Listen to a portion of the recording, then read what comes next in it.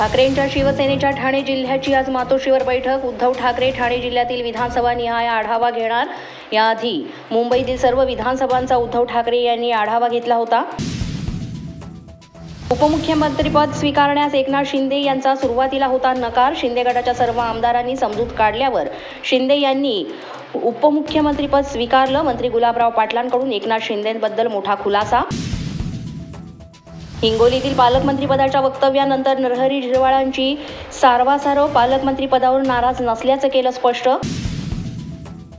नरहरी झिरवाळ यांना गरीब म्हणणं हा गौतम अदानींचा अपमान.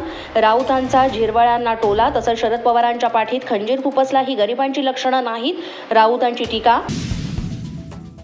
गरीब जिल्हा श्रीमंत जिल्हा असं काहीही नसतं. प्रत्येक जिल्ह्याची वेगळी खासियत आहे. तसंच भाजपात खाती आणि पालकमंत्रीपद मागून मिळत नाही. झिरवाळ यांच्या वक्तव्यावर शिवेंद्रराजे भोसले यांची प्रतिक्रिया. राजकीय खुर्ची फेविकॉल घेऊन उभी राहत नाही, ती बदलत असते. धाराशिवचे पालकमंत्री प्रताप सरनाईकांचा तानाजी सावंत यांना टोला.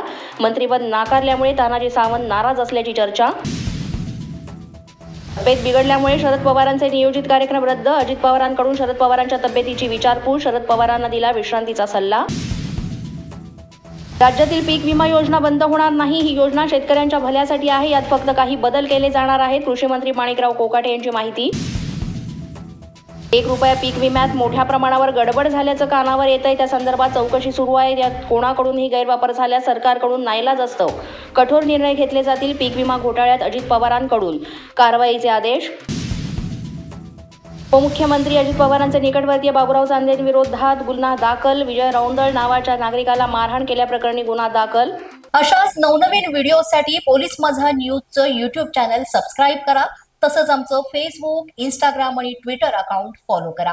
अधिक माहितीसाठी आमच्या www.polismazhanews.com या वेबसाईटला भेट द्या. पाहत रहा पोलीस माझा न्यूज.